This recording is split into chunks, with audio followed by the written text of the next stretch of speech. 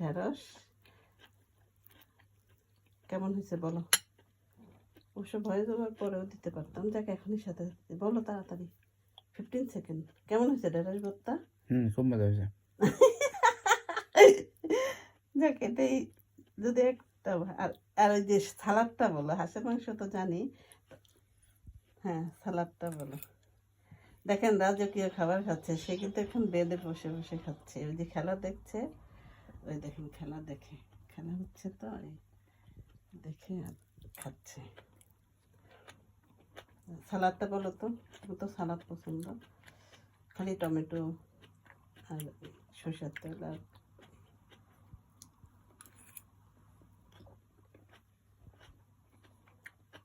সালাদ ভালো হয়েছে।